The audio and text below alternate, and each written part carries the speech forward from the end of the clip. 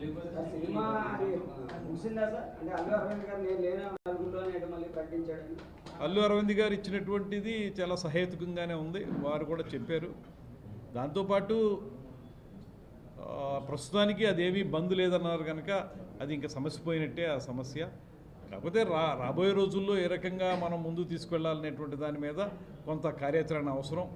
ఎందువల్లంటే దీనికి పరిశ్రమని తొలి నుంచి కూడా గౌరవం ఇస్తూ పరిశ్రమ ద్వారా రాష్ట్రంలో చలనచిత్ర పరిశ్రమ అభివృద్ధి జరగాలని ఇప్పుడు కానీ ఉమ్మడి రాష్ట్రంగా ఉన్నప్పుడు కానీ చాలా కృషి చేసినటువంటి ముఖ్యమంత్రి శ్రీ చంద్రబాబు నాయుడు గారు. ఆ రోజుల్లో కూడా ఆయనకున్నటువంటి పరిచయాలు, ఆయనకున్నటువంటి వివిధ రకాల కార్యక్రమాల ద్వారా ఎంతో అభివృద్ధి చేశారు చలనచిత్ర పరిశ్రమని మన ఆంధ్రప్రదేశ్లోకి వచ్చిన తర్వాత. ఇప్పుడు కూడా మనం కూడా చెప్పేది ఏంటంటే ఒక కొత్త విధానాన్ని తీసుకొచ్చి ఆ విధానం ద్వారా రాష్ట్రంలో చలనచిత్ర పరిశ్రమను అభివృద్ధి చేయాలనేటువంటి ఆలోచన. మీకు ఉదాహరణ చెప్తాను. నేను ప్రత్యక్షంగా నేను సినిమాటోగ్రఫీ మంత్రిగా ఉన్నాను కనుక చాలా విషయాలు దగ్గరగా చూసే అవకాశం నాకు లభిస్తుంది.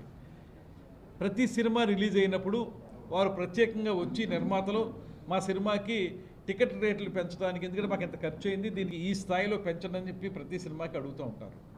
అడిగినప్పుడల్లా మేము డిపార్ట్మెంట్తో మాట్లాడడం. అంటే ఒక్క విషయం అర్థం చేసుకోవాలి, ఇక్కడ ఇది సినిమాటోగ్రఫీ మంత్రిత్వ శాఖ కింద ఉన్నప్పటికీ కూడా దీనికి సంబంధించిన థియేటర్స్ సంబంధించిన ప్రైస్ హైక్ ఇవన్నీ కూడా మళ్ళీ వచ్చేటప్పటికి హోమ్ డిపార్ట్మెంట్లో ఉంటాయి.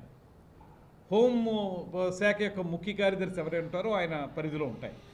ఇప్పుడు ప్రతిసారి ఏమవుతుందంటే ఈ రకమైనటువంటి పర్మిషన్లు ఇచ్చినప్పుడు మేము పరిశ్రమ యొక్క బాగోగులను దృష్టిలో పెట్టుకుని డిప్యూటీ సీఎం గారు కూడా మాకు చెప్పిన మాట ఏంటంటే సినిమా రంగానికి మనం సహకారం అందించాలనేటువంటి మాటతోటి వారు ఎప్పుడూ కూడా ఏ సినిమా ప్రైస్ హైక్ చేయాల్సి వచ్చినప్పటికీ కూడా వారు సరైనటువంటి సూచన చేస్తూ ఉన్నారు.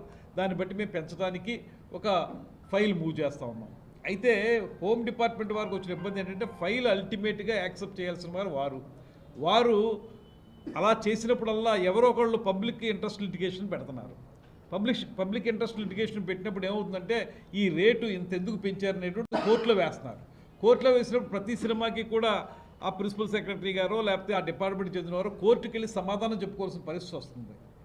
ఈ పరిస్థితుల్లో వాళ్ళు వెంటనే దాన్ని ఆమోదించడానికి ఇబ్బంది పడినప్పటికీ కూడా